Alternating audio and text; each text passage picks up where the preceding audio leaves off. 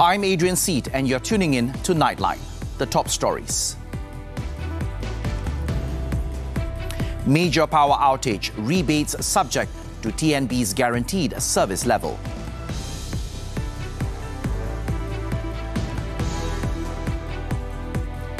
And PM hints the 15th general election to be called soon.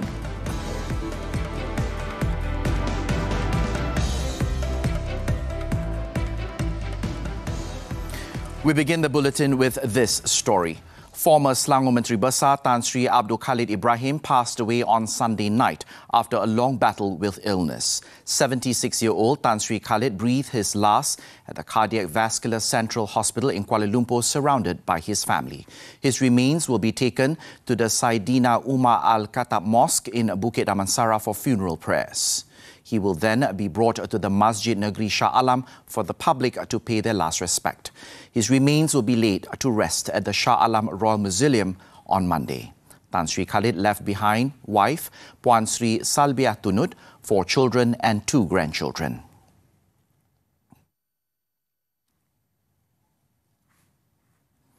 Rebates for consumers to compensate for the power outage last Wednesday will be subject to the findings on Tenaga Nasional Berhad TNB's Guaranteed Service Level or GSL standards. Energy and Natural Resources Minister Datuk Sri Taqiyuddin Hassan said the investigation will determine if the incident adhered to GSL or not, which will then be the basis for determining whether the customers involved are eligible for rebates or not. In a statement on Sunday, Datuk Sri Taqiyuddin said investigations on the cause and effect of the power outage will be handled by the Energy Commission and TNB, which would take a month to complete from the date of the incident. He also said the GSL is a document by the Energy Commission to ensure the quality of electrical supply and services by TNB. He added that if TNB failed to comply with the GSL, a penalty in the form of rebates to consumers would be imposed. On July 27th, about 1 million consumers in several states in Peninsular Malaysia had reportedly experienced power outages.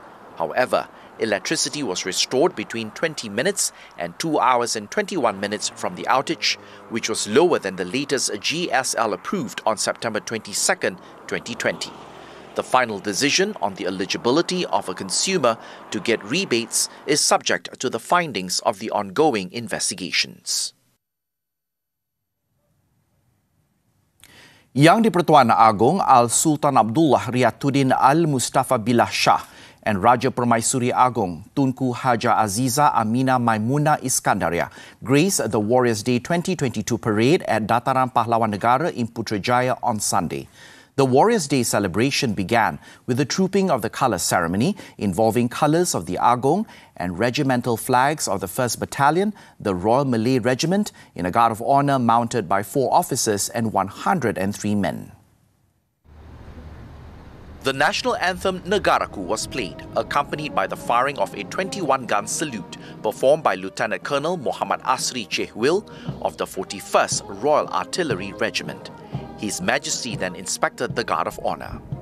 The Warriors' Day parade involved 58 officers and 867 men from the Malaysian Armed Forces, MAF, and Royal Malaysia Police, as well as 152 veterans from the MAF Veterans Association and retired and former Police of Malaysia contingent. The parade was led by the commanding officer of the 10th Battalion of the Royal Malay Regiment, Lieutenant Colonel Muhammad Ikhwan Husin. Also present were Prime Minister Datuk Sri Ismail Sabri Yaakob, Senior Defence Minister Datuk Sri Hishamuddin Tun Hussein, and Home Minister Datuk Sri Hamzah Zainuddin. Chief of Defence Force General Tan Sri Effendi Buang and Inspector General of Police Tan Sri Akril Sani Abdullah Sani were also in attendance. The ceremony then proceeded with the sounding of the last post while the Jalu Gemilang was lowered. There was also a pantomime performance about the sacrifice of national fighters in a battle that took place in Bakarat Market, Mogadishu, Somalia on October 3rd and 4th in 1993. The annual celebration of Warriors' Day on July 31st is one of the government's efforts and concern in remembering the services of the country's heroes who died while defending the country's sovereignty. The Warriors' Day parade was last held in 2018. In 2019, the ceremony could not be carried out due to the severe haze that hit the country at the time, while in 2020 and 2021, it could not be held as the country was battling the COVID-19 pandemic. And in conjunction with the Warriors' Day celebration this year, Dato Sri Ismail Sabri urged Keluarga Malaysia to instill the fighting spirit of warriors and love for the country. The Prime Minister also reminded Malaysians about the struggles and sacrifices made by these warriors in defending the country's sovereignty. He said this in a post on his Facebook page on Sunday. According to the Prime Minister, the country celebrates Warriors' Day on July 31st to commemorate the nation's soldiers and to remember the sacrifices of all security forces, whether military or police, before and after the country's independence. Dato Sri Ismail Sabri said their fighting spirit is so great that they are willing to sacrifice their lives for their beloved homeland.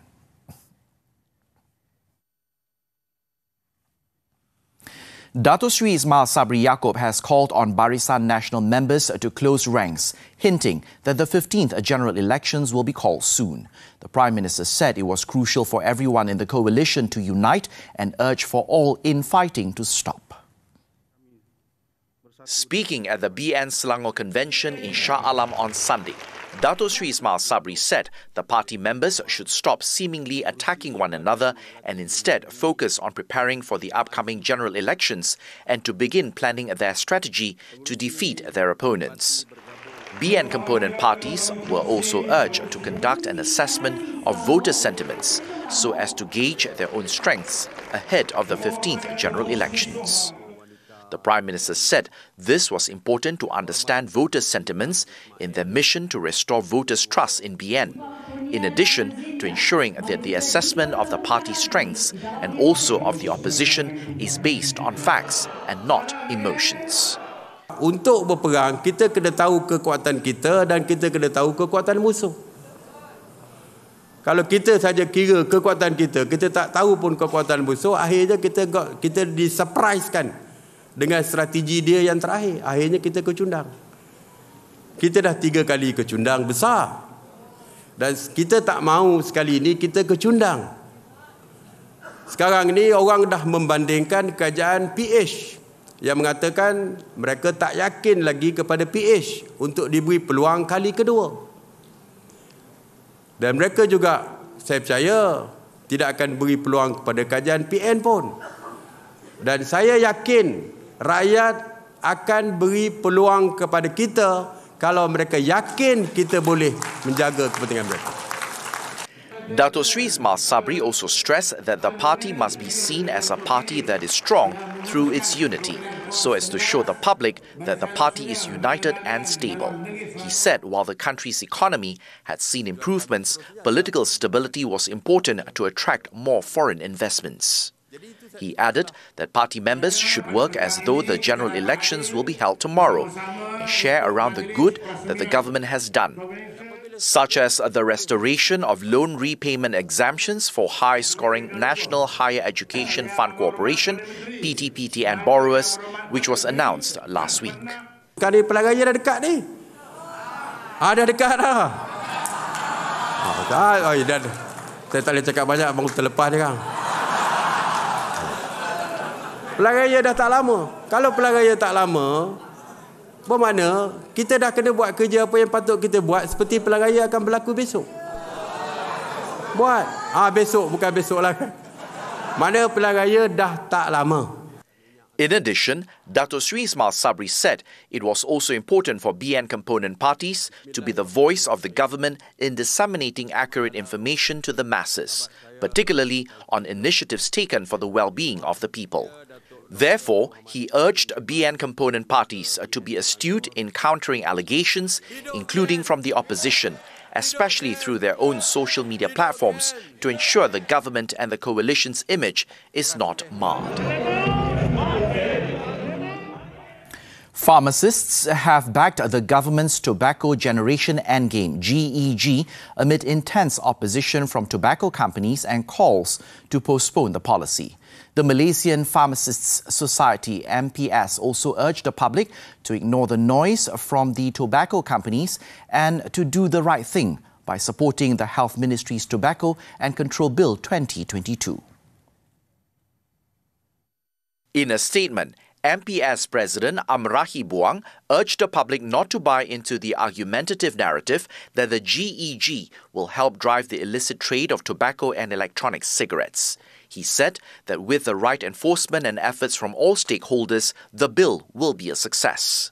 The number of non-smokers will also far outnumber the smokers, and hence the non-smokers will all be grateful when we transition into a smoke-free country. Amrahi said the bill will also help to reduce the number of tobacco smoking-linked deaths in the country and save lives, estimated at around 400 every week in Malaysia. The bill will also help reduce the costs of treating smoking-related diseases and those related to e-cigarettes. According to government projections, an estimated 8.2 billion ringgit is estimated to treat just 3 smoking-related diseases in 2030. Besides that, Amrahi stressed that the future generation will no longer be exposed to the many harmful side effects of nicotine, which can be found in both cigarettes and e-cigarettes, which include cancer, coronary artery diseases, and plaque build-up in the arteries. Concerns over a prolonged depreciation of the Malaysian ringgit against the US dollar has raised alarm bells over its impact on the economy and people, who are already struggling to cope with the rising prices of goods and services. However, experts assured that the country's economy is not being threatened by the sharp slide of the local currency. Nightline's Muhammad Ahmad Hamdan gets more of an insight into the matter. That's right, I'm joined by renowned economist Dr. Yah Kim Leng, who is also the Deputy President of the Malaysian Economic Association. Dr. Yah, thank you so much for taking the time to be with us on Nightline. Now, a lot is happening internally and also externally that's, affecting our economy. But I want to start off by asking you about the value of ringgit, which has, depreciated quite a bit against the US dollar. But in terms of how the local currency fares against its peers in the region, is ringgit the worst performing currency in ASEAN? We noticed that since the Russian-Ukraine war in February 24, most currencies have actually fluctuated quite widely against the US dollar, partly because of the strengthening of the US dollar. I think that's the main reason why other currencies are depreciating against the US dollar, and Malaysian ringgit is not different from the other currencies. What we notice here is that US dollar has strengthened by more than 6% since the start of the Ukraine war, and then importantly,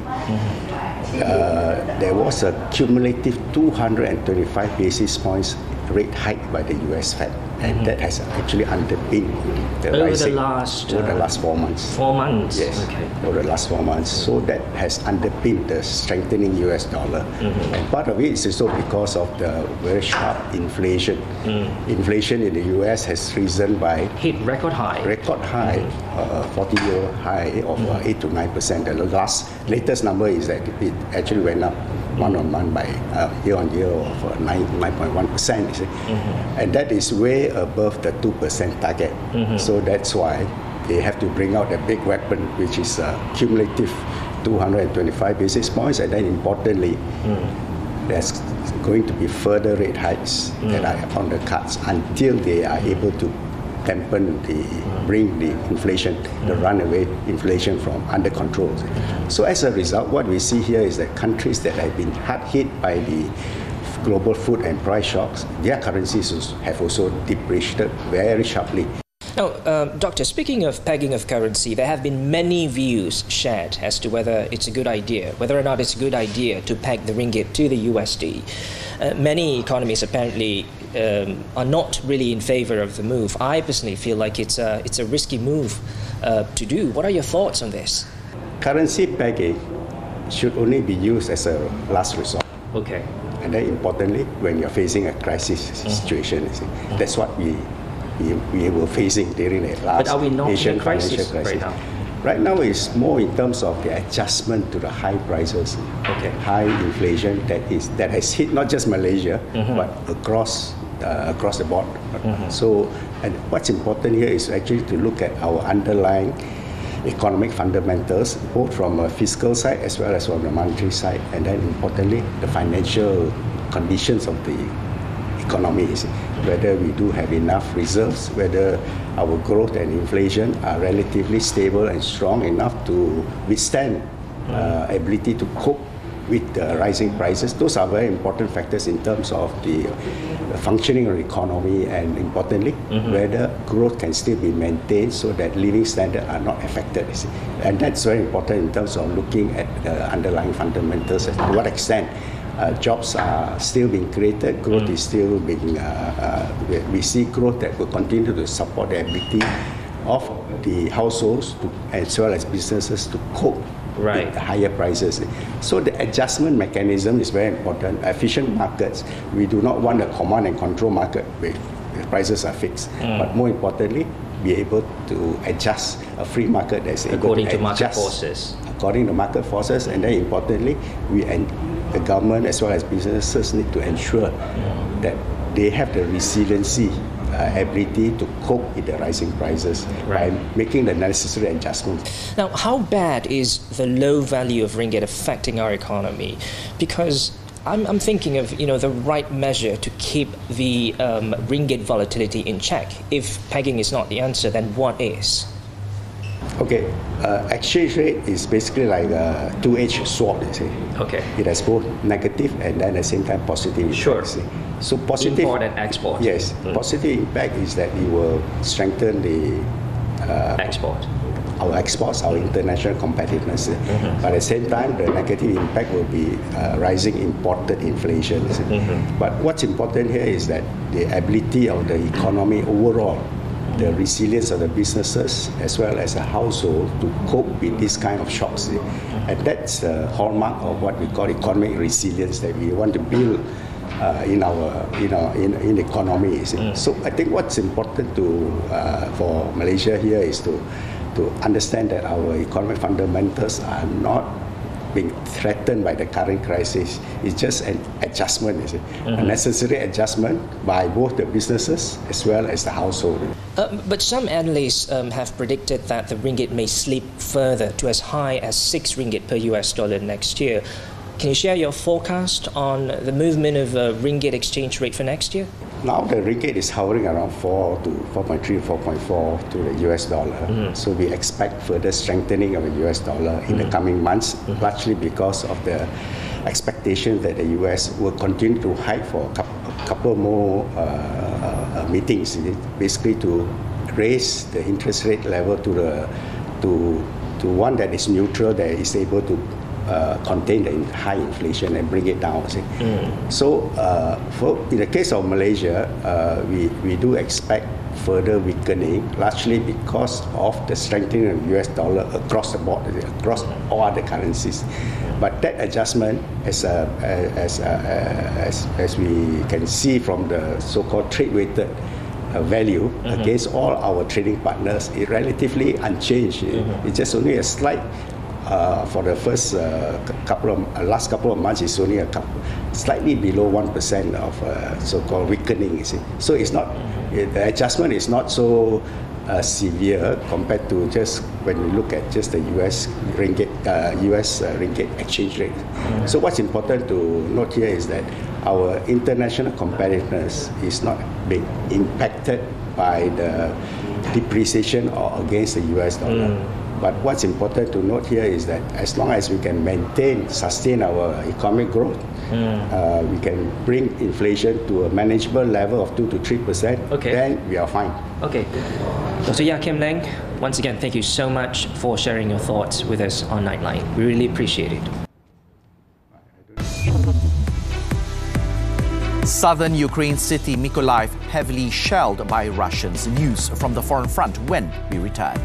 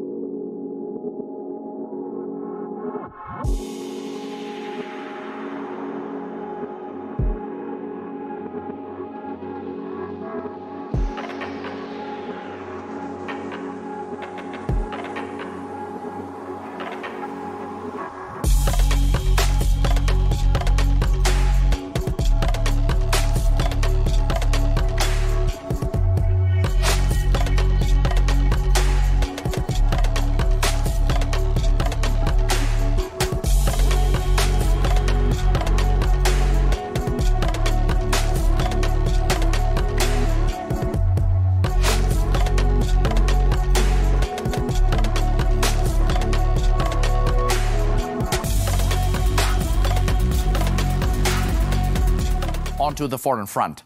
Thailand's central bank is highly likely to raise a key policy rate at its August meeting as its economic recovery gains more traction and other central banks lighting monetary policy in order to contain inflation. Now, according to a senior director at the Bank of Thailand, Don Nakontap, the next scheduled policy meeting is on August the 10th, when economists expect a hike in the key rate from a record low of 0.50%, which has been left unchanged since May 2020.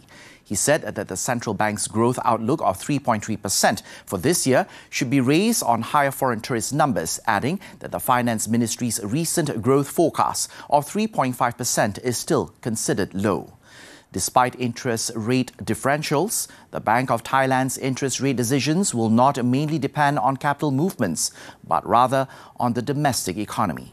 Southeast Asia's second largest economy expanded by only 1.5% last year, amongst the slowest in the region. Ukraine on Sunday said that widespread Russian bombardments had left at least one person dead in southern Ukraine's city of Mykolaiv as Moscow continued to pummel the sprawling frontline.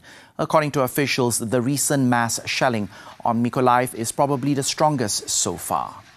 It was reported that powerful explosions were heard around 1 a.m. and 5 a.m. local time, causing one person dead and two others wounded in the strikes.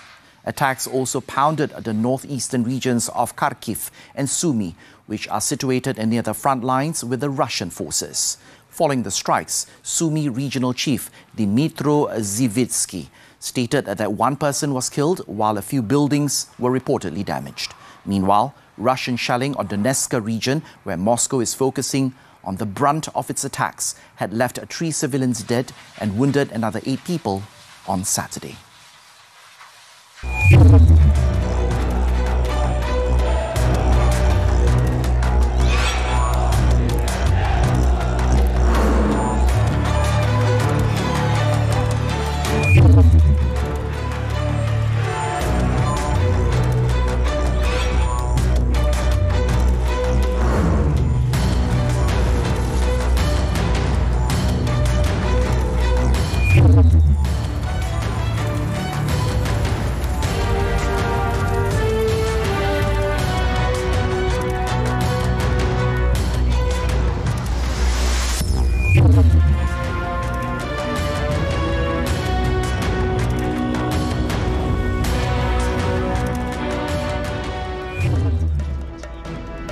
Coming up after this break, Malaysia through to badminton's semi-final.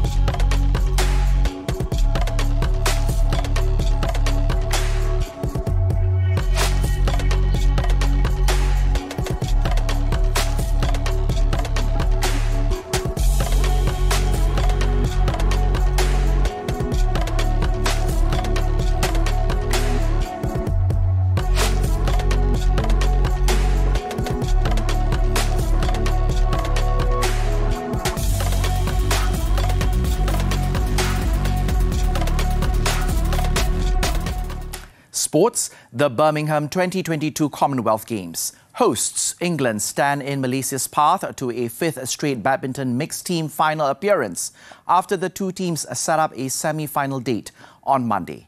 In Sunday's quarterfinals, Malaysia, who have made the final since Melbourne 2006, had no problems chalking up a 3-0 win over Sri Lanka. Independent mixed doubles pair Tan Kian Ming, Lai Pei Jing brush aside Sachin Diaz, Thilini Hendahewa 21-14, 21-14 to clinch the first point for Malaysia.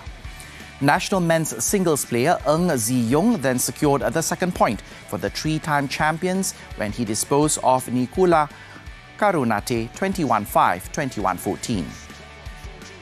Professional women's singles player Go Jin-wei then delivered the winning point by trouncing Vihara Suhasini Vidanage 21-9, 21-5. England had earlier booked a spot in the semi-finals after eliminating Canada 3-0. Turning to 2022 World Silat Pencak Championship, Malaysia's proud tradition in Silat has been proven once again as three national Silat exponents, Muhammad Rubial Sobri, Nur Farah Maslan and Nur Izzatul Fazlia Muhammad Tahir were crowned champions in their respective categories on Sunday. Competing in the Class A Putra category, Robial won the final when his opponent, Singapore Muhammad Nur Shah Farik Asharuddin, was disqualified after he punched Robial's left cheek, leading to the Kedah athlete needing ringside medical assistance. He had to be carried to the treatment room, and Nur Shah Farik was then warned and subsequently disqualified. The Singaporean had been leading 18-16 at the time of disqualification.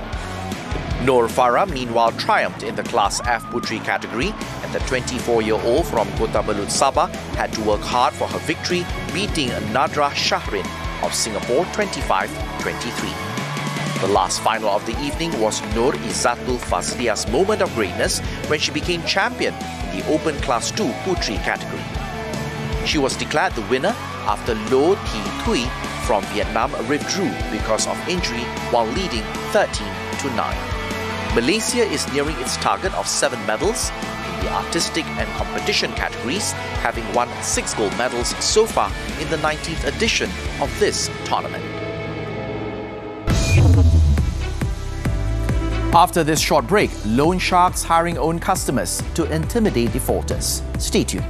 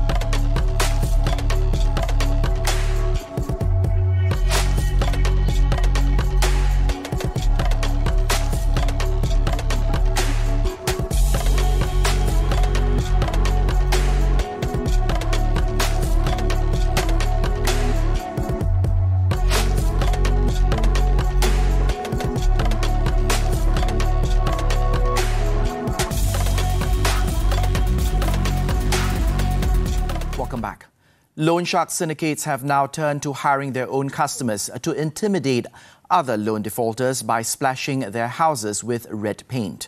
Johor Police Chief Datuk Kamarul Zaman Mamat said such activities were discovered with the arrest of 11 people in a series of raids around Johor Bahru last week. Datuk Kamarul Zaman said those arrested were aged between 19 and 46. He said for splashing the red paint, each customer turned henchman would be paid 450 ringgit, and if they manage to burn any properties or vehicles, they will be rewarded with 800 ringgit. The individuals had been hired to do the work as a way to pay off their debts. Rata-rata mula pada masa ni dia mengaku menyepak upah. Dan upah ni sebenarnya dalam bentuk tadi lah, betul-betul sebagai upah ataupun sebagai bayar kerana dia tak dapat membayar hutang dengan RM1, tapi dia melakukan kerjaan yang di-offer oleh sindiket ni untuk supaya ditolak hutang-hutang tersebut. Those detained included a woman and a foreign man arrested for arson when they used Molotov cocktails to torch the house of a victim. Police also confiscated 17 mobile phones, cash worth 1,295 ringgit, 3 cars, a motorcycle and 10 plastic packets containing red paint, as well as a gallon of petrol and a bottle of kerosene. Datuk Kamarul Zaman added that they were working for at least 2 syndicates, and while the customer turned henchman would have their loan deducted, syndicate members would be paid via mule accounts. With the arrest, police have solved 13 cases involving such criminal acts and believe that more cases will be solved as the investigation progresses. In Negeri Sembilan, a religious school in Rembau was razed in a fire on Sunday afternoon. The blaze destroyed 80% of the boys' dormitory of Sekolah Menengah Kebangsaan Agama Datuk Haji Abu Hassan Haji Sail in Pedas. Rembau Fire and Rescue Station Chief Muhammad Izwan Ahmad Said said his department received an emergency call at 1:18 p.m. and arrived 3 minutes later at the location. Teams from the Kota and Senawang fire stations assisted in the firefighting operation. The fire involved the boys' dormitory on the 3rd floor, which has approximately 10 rooms. No casualties were reported as there were no occupants in the dormitories at the time of the incident. He added that the fire was extinguished at 3:51 p.m. and that the cause of the incident is still under investigation.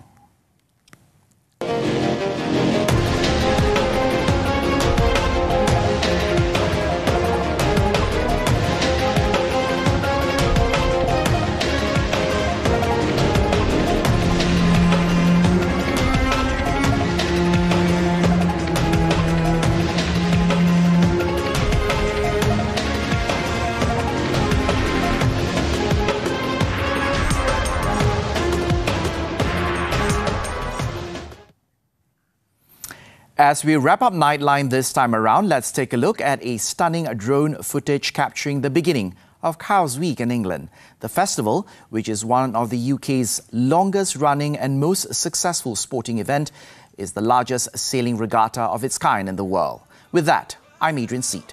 Thank you for watching and stay safe, Malaysia.